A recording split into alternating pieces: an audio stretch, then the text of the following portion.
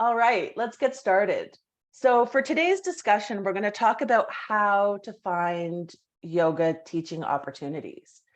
So to introduce the discussion, we're going to be talking about a couple of areas. And I mentioned in my email, this is probably going to be a multi-part discussion because there is lots to talk about. Today, we're going to try to cover um, taking some time to consider your readiness and planning for either your current teaching prospects, if you've already completed your course, or your post-graduation teaching prospects. We're going to look at a variety of teaching opportunities like substitute or cover teaching, regular classes, corporate classes, private lessons, creating your own classes. And we're also going to talk about the difference between part-time teaching and full-time teaching.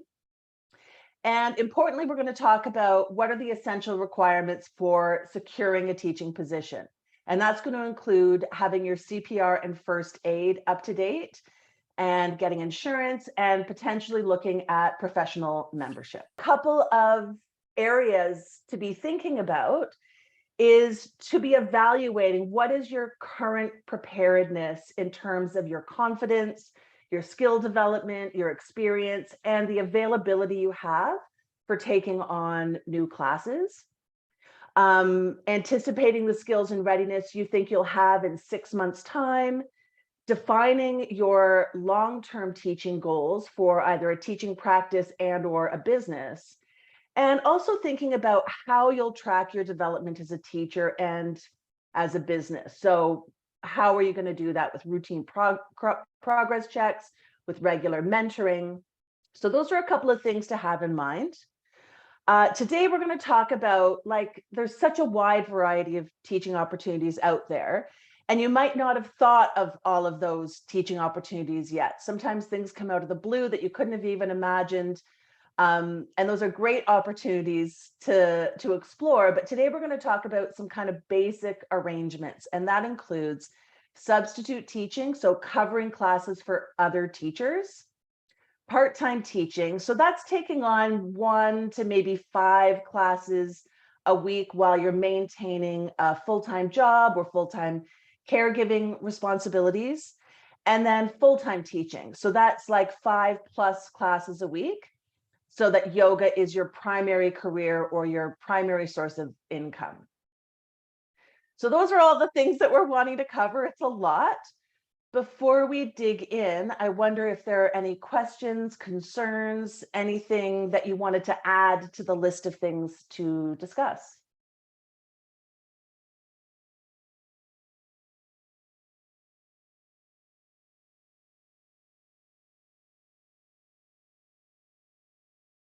Okay. Let's start talking about subs or covers. So this is where a lot of teachers might get their start in their teaching practice. And you might have opportunities at studios that you study at currently, or you might find opportunities through your local yoga or fitness communities. A couple of ways to get covers is people will post classes that need cover on a variety of Facebook groups. So I'm going to send this to you in another document, but you can join yoga instructor Facebook groups in your community. Usually they're called something like yoga instructors of, your city here, yoga instructors of Canberra, yoga instructors of Adelaide. Or like Adelaide yoga teachers. So those are Facebook groups to seek out and join, because when people need a cover, that's where they're going to post things. There's also some Facebook groups called Cover Me Yoga and then Your City. So again, Cover Me Yoga Canberra, Cover Me Yoga Adelaide. And that's a Facebook group completely dedicated to people looking for covers and people offering their availability for covers. So those are some good places to kind of get into those groups now, start seeing how they operate, start making some connections.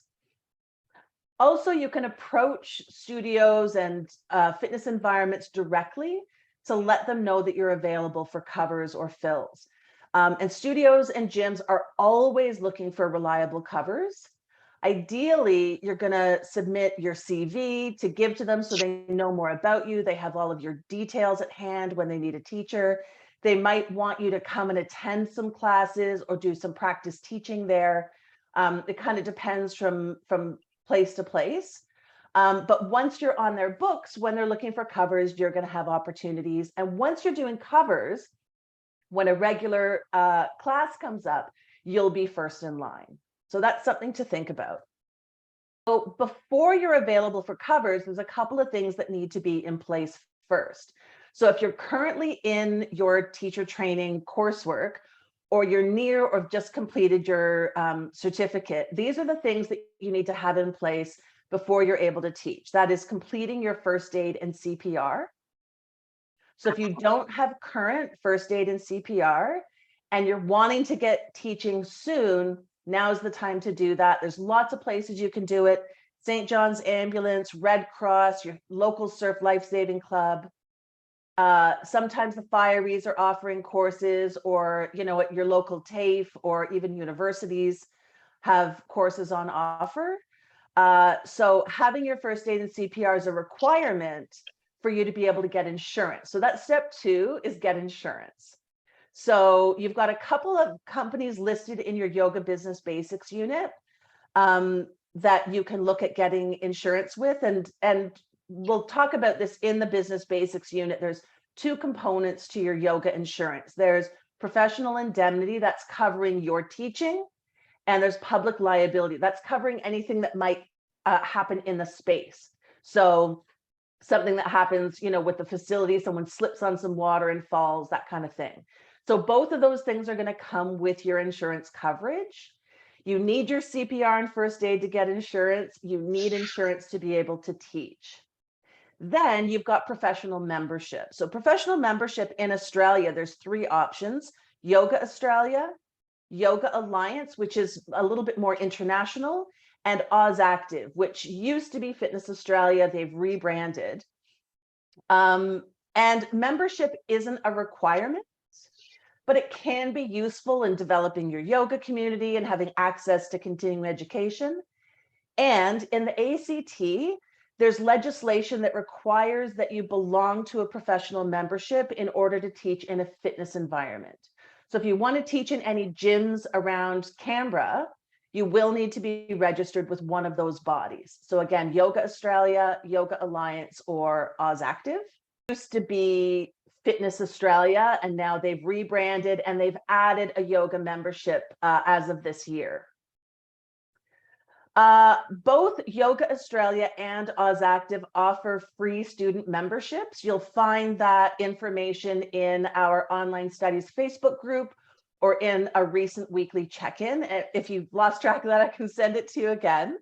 But they offer free student memberships, which gives you lots of the benefits of membership at no cost, and allows you to kind of get to know the organizations and to make a decision about which organization you might want to register with.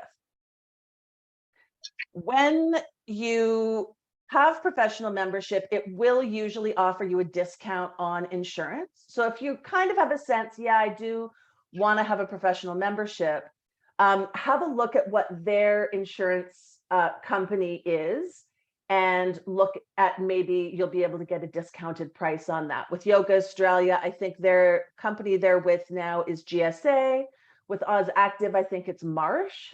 But that's something to investigate because discounts are always good. Yeah. So again, if you're keen to get started teaching, those are the things that you want to have in place and you want to have on your CV prior to going out and looking for subs and covers. So again, first aid and CPR and insurance are a must. And then professional membership is an option unless you're in the ACT and you want to teach in fitness environments where it's a must. Moving on, let's talk about teaching part-time. So one of the things I'll ask you to consider is how much time you have for teaching yoga to maintain your work-life balance. So if you have a full-time job or you're in a full-time caring role, you want to consider how you can navigate your roles while adding yoga teaching to the mix. And something that's important to keep in mind is that teaching is not just the hour or so that you physically teach a class where you have students in front of you. You also have to factor in travel time, setting up the space, checking in students, tidying up after class, locking up a studio if that's part of the requirements. And all of that takes time. You also have to factor in the time it takes for you to create your sequence. If you're running your own classes, managing your business admin, receivables and payables, student management and communications, you've got marketing and social media. So you need to factor all of that time in to how much time you've got each week to teach your classes amidst all the other things that you already do in your life. If you want to test the waters, subbing or co-teaching, so sharing a class with another teacher, these are great ways to kind of dip a toe into your teaching schedule and get comfortable. And if your priority is, I want to really focus on developing my teaching skills for this next period of time, taking on classes in studios and fitness centers, doing covers or sharing classes are all really great options because there isn't a lot of that outside work, all the business admin and marketing. You can just walk in, teach your class, focus on developing all of your teaching skills, okay? The other option is, if you're able, you can practice the say yes to everything strategy and try out a bunch of different classes and venues and groups and see what fits for you. So, taking on maybe a little bit more than you anticipate maintaining long term, but trying out a bunch of different things and see what works for you. With this strategy, you will likely need to drop classes at some point. So winnowing out those classes that don't suit, maybe you'll take out the ones that you travel the furthest to, or the ones that take the most time from leaving your front door to getting back in your door. Those are decisions that you'll probably need to make if you do the say yes to everything strategy. I'm a fan of it because I think it gives you an opportunity to see a lot of different ways that you might teach yoga. So you might teach in gyms and yoga studios and schools or other institutions. You might take on teaching in parks or for sports clubs, and you can really play with all the different ways that you might teach yoga and figure out what venues work best for you, what classes work best for you, what times of day. And then again, you can start refining your schedule. The reason I had the ability when I started my teaching practice to say yes to everything is that I don't have kids and I was relatively free with my schedule. If you have a lot more on your plate as far as work and kids or parents or other people that you're caring for, you might make a different decision. You might decide to start with one class a week and then grow from there. Any questions or thoughts on that? Under your professional yoga teaching insurance policy, there's going to be two components. Public liability, that's commonly called slip and fall insurance. So if someone's coming in the door of the studio, again, they slip on water and hurt themselves, they're covered under that part of your policy. If they get injured based on your teaching, your professional skills, then they're covered under that component of your policy. In Australia, especially if you're thinking about hiring a venue to teach, you're going to need $20 million public liability. That's your slip and fall insurance. And then probably $5 million in professional indemnity. That's your teaching insurance. Most policies are going to offer that as their sort of regular yoga teaching package. But if you want to hire a venue, you will need that $20 million public liability insurance. Not 100% up on costs. Usually it's somewhere between $250 and $350 a year. But of course, the price of everything is going up right now. So we've talked about teaching part-time and how that's going to fit into all the other things you're already doing in your life. Let's talk about teaching full-time. To have a full-time teaching career, you do have to be pretty flexible and adaptable. And I do recommend having lots of variety in your schedule. So teaching in yoga studios and gyms, teaching corporate classes, privates or semi-privates, teaching in institutional environments that might be schools, hospitals, daycares, universities, long-term care facilities. In my own experience, when I was teaching the public full-time, I had group classes that I was teaching and then private sessions. I was doing Thai yoga massage and I was doing family classes. So that's sort of the semi-private world and corporate classes.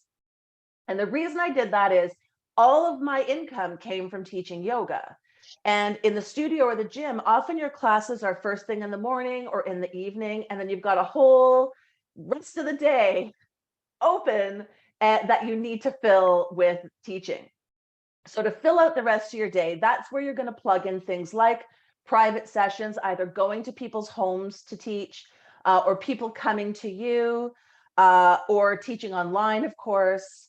Lunchtime corporates are always an option, or lunchtime university classes. So you're wanting to find other things to fill in the rest of the day. You might also have other income streams from yoga writing or public speaking or social media to support your income.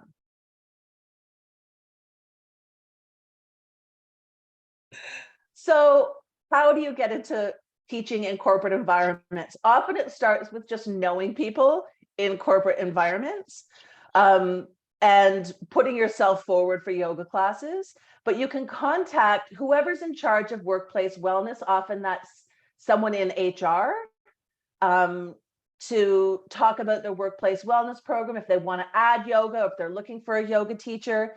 Yoga teachers were notoriously random.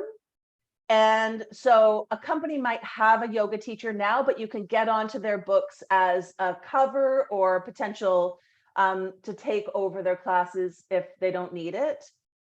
If you want to teach corporate retreat environments, there's organizations like Meeting Planners International that you can approach, especially if you live in an area where people can't, like either a tourist area or in a big city where companies do retreats or workshops and events. You can directly approach hotels and conference centers and put yourself forward for teaching in those kind of gigs. Does that help with that question? A lot of it begins with just knowing someone in a corporate environment or making that approach and, saying, are you interested in having yoga classes in your company? Maybe circulate it in the work newsletter or however a company communicates amongst itself. Often you'll need someone to be a bit of a program champion if this is a new yoga class that you're promoting or looking to get off the ground. So someone within the company who's willing to go around, talk it up, gather interest to get a corporate class started. There's a couple of different arrangements with corporate classes. There's you running your own classes within a company, and there's the company hiring you to teach classes. And that's kind of all negotiated with whoever is your liaison within a corporation, or if you're in Canberra, a government office. And I'm happy, this is something to maybe use a mentoring session for, so we can dig into details on what companies are around in your local area and what kind of work that you want to do. Corporates are one of my favorite types of classes to teach. They're usually very consistent. So you're not having to drum up students all the time. If you're running your own business, you can have people sign up for a 10-week block and, run your classes, and that can go on for years and years with the same students. They're wonderful students to teach, so appreciative. Getting off of their computers and away from their desks and getting either onto the mat or onto a chair to do a practice for an hour. And they also pay really well, corporates. So if yoga is going to be a full-time career for you, gathering up some corporates is a very worthwhile endeavor. Yeah. Okay, so we're talking about full-time teaching. And how you need to have maybe a lot of variety in your teaching, especially when things happen like, a global pandemic. You want to have, a number of income streams that you can rely on, and maybe some adaptability, the ability to maybe shift to online or shift to outdoors. It's hard work. This is a business I've been running for 25 years. I've had a lot of ups and downs. I've made a lot of not great decisions over the years, and I've had some luck. It's hard work, but it's very rewarding. It's a life of instability to a certain extent, but also freedom. You choose who you work with, where you work, when you work, and there's a lot of opportunity to carve out a great career for yourself. However, it's risky. And if you're risk averse or your lifestyle doesn't suit living with a lot of risk, that's something important to think about. This type of career, no one's automatically putting funds into your super for you. If you're sick, you have no income. If you get injured, you have no income. And there's a lot of adapting that you'll be doing on a regular basis to the ups and downs of the economy and, the community, and, even things like, just making it through holidays when people are coming to your yoga classes less. So if you're not comfortable living with risk, this is something to maybe put on a longer term dream plan, and start developing your teaching practice and developing your clientele or your student community, and working more slowly towards that, and then thinking about having some plans in place to do things like regularly put funds into your super, to have an emergency fund that's going to carry you through any periods of injury or holidays or, again, global pandemic, so that your teaching practice or your business isn't the cause of tremendous amounts of stress for you. Questions about that? Thoughts on that? So the question is, you want to teach yoga, but you want to make sure that you've got a viable business. And for that, you need some variety. So what are you going to be, a yoga teacher plus? For me, I was a yoga teacher plus I did Thai yoga massage. So that was a really great balance for me, in that, teaching yoga for me, it's a lot of talking. It's a very physical job. And then I had Thai massage where I could just carry someone's body through a massage. And it was enough of their practices that are so deeply intertwined, but they're different enough that I had my yoga teaching fed into my Thai massage business. My Thai massage business fed into my yoga teaching. And then I had other students sort of on either side of my business. So for me, it was Thai yoga massage. I know for lots of yoga teachers, they do yoga writing. It doesn't always pay the best, but it does help you to develop community and develop your clientele. Of course, these days, people are making money on social media, not necessarily always in teaching yoga, but that tends to be the primary thing. Lots of people are yoga teachers, plus they do some kind of wellness coaching. They run retreats. They teach, some kind of outdoor education or forest bathing, that kind of thing, if you're a very outdoors person. All of these things require additional training. So that's something worth considering. For me, I think that it's important to have balance in your life. So what would that balance look like for you? And how can you best utilize what skills and experience and talents you have or that you want to develop, right? So it might be in yoga teaching. And if you have an IT background, you might build websites for yoga teachers, and that keeps your businesses linked, right? Or you might teach yoga and dance if that's your background. I think there's a million answers to that question. Some of them are going to be drawn from training you've already got or experience you've already got. Some are going to be drawn from, this is another area that I want to be studying, right? One caveat to this is to be careful that the things that you're offering aren't bleeding over into your yoga teaching in a way that compromises your duty of care or your role as a teacher, right? So if you're teaching yoga and doing life coaching, those are two separate things that you're doing, and you want to make sure that the life coaching doesn't necessarily bleed into what's happening in classes, because that's not what people have signed up for, or counseling or psychology or nutrition counseling, anything like that. Those are things that kind of need to be a little bit separate, but both under the umbrella of your business. Does that make sense? So knowing your scope of practice, especially given what you're covered for in your insurance and what your professional memberships are going to cover you for, there does need to be a certain amount of separation.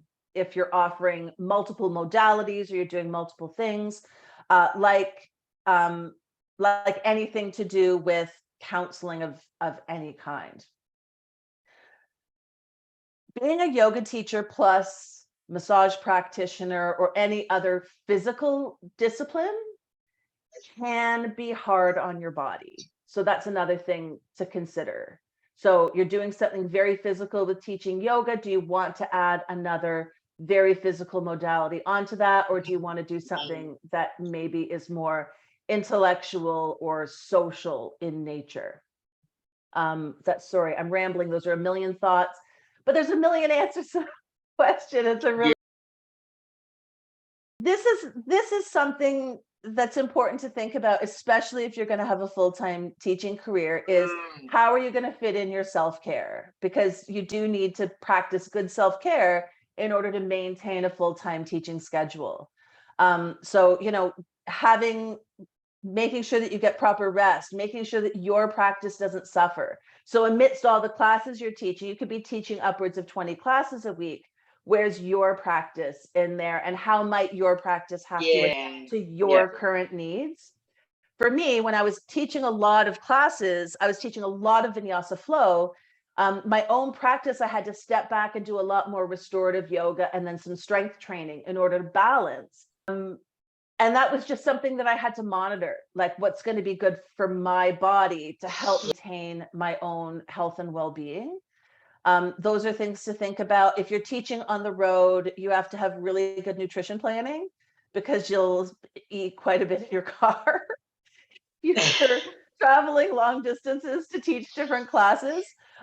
So, you know, there's all kinds of things to think about with a full-time teaching career. But again, it is so rewarding. I wouldn't have another life, you know.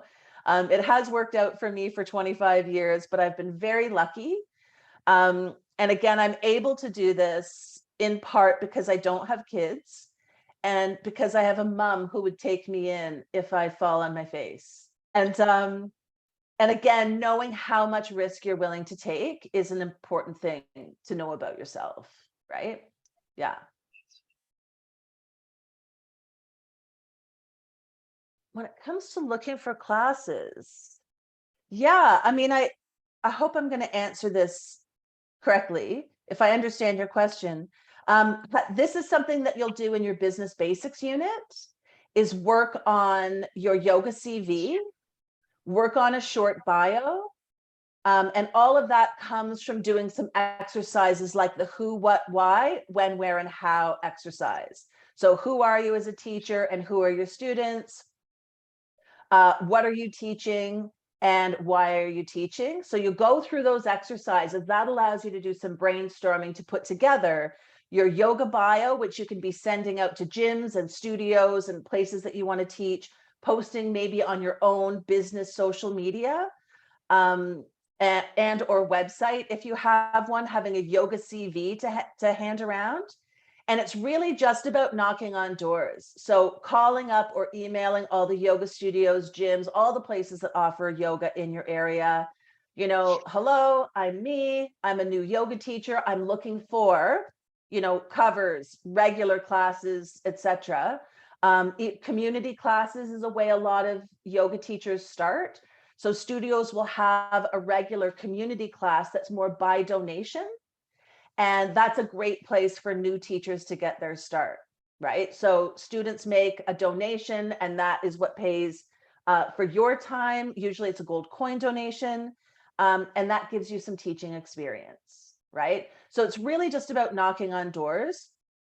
What you can do now about that is join those Facebook groups, start developing community, get a student membership with an organization like Yoga Australia. Then you can join the Yoga Australia Facebook group, which is just for members.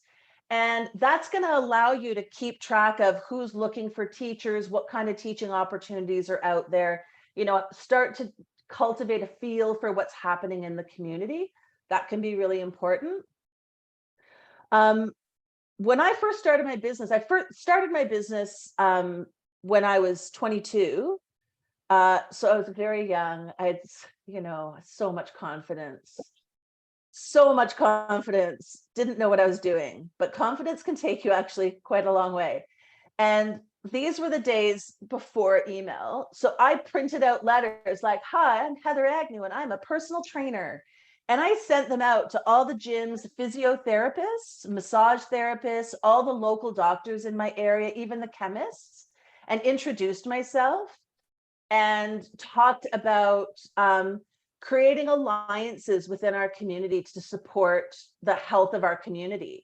And I didn't hear from a lot of the people that I sent those letters to, but I did develop a great relationship with a local doctor, a chemist, a physio, and a chiropractor who regularly referred me clients, and I regularly referred my back to them. And that's what started developing my business community, but also the community around each of my clients. Now, a personal training business is a little different from yoga teaching, but they were both under my umbrella for a long time. And, often I would have clients who, were having a foot problem. Great, I can refer you to this chiropodist. Or they were having, they were really stressed. Great, I can refer you to this massage therapist. So starting to develop that kind of community of referrals and alliances is another really important way. If you want to have a full-time yoga business, that's going to be a really important part of your business. And on a social note about that, seeing the people in your community who teach yoga, who own yoga studios, who are fitness instructors or personal trainers, seeing them rather than seeing them as competition, see them as part of a community, right? Get to know them, get to know how you can all work together to support your community. And again, a lot of that can happen through your professional organizations. It can also happen through networking, which I'll admit I never do, but I hear tell there's all kinds of things like, women in business breakfasts. And does anyone know these things? People go to meet other like business owners in the community. I never go. I'm not social enough to manage those things, but those are great things to get to know your community as well. And so a big part of this is community, right?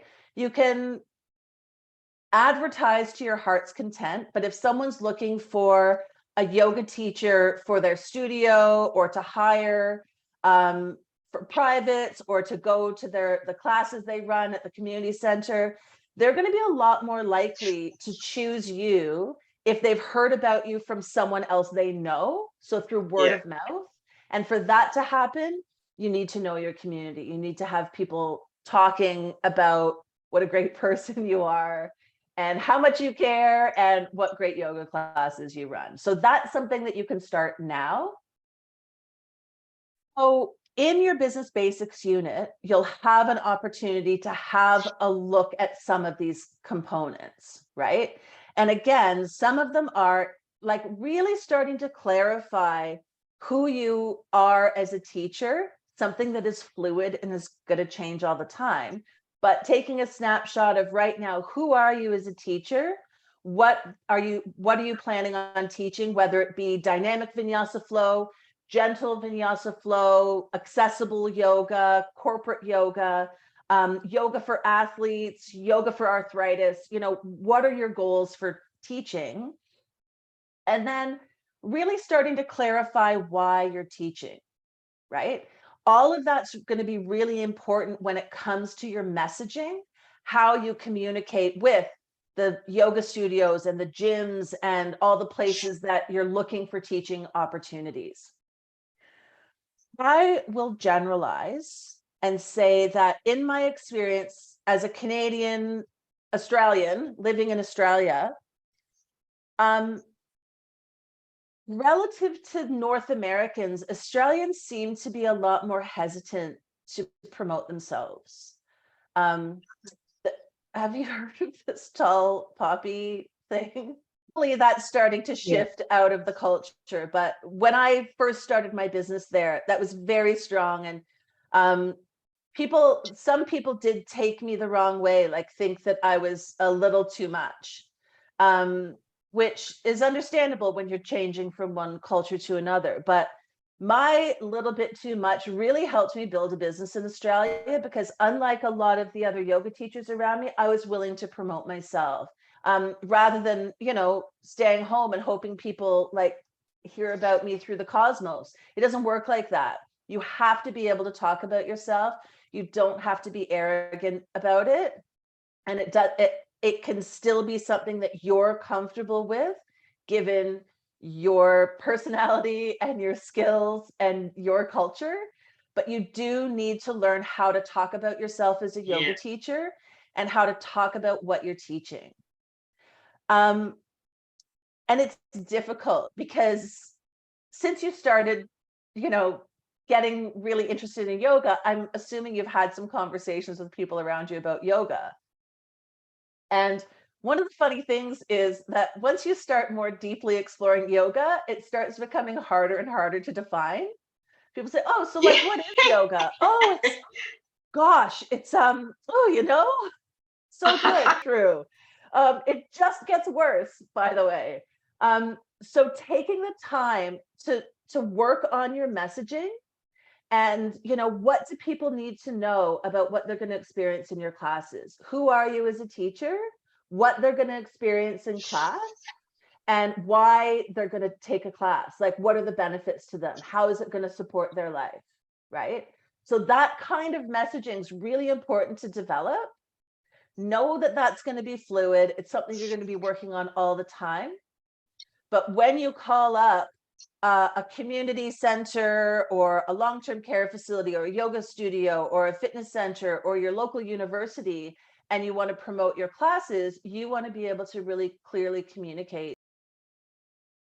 Follow other local, if your plan is to be a local yoga teacher, you're not going to get the best inspiration from global yoga teachers. They're communicating in another way that might not work for your local community. So if you want to teach a local community, follow on social media other local teachers. It doesn't have to be teachers local to you, but people who are running small yoga businesses in their local communities, and learn from how they're communicating, right? And if you're looking for examples, I'm happy to send you some examples based on what size of business you're looking to run.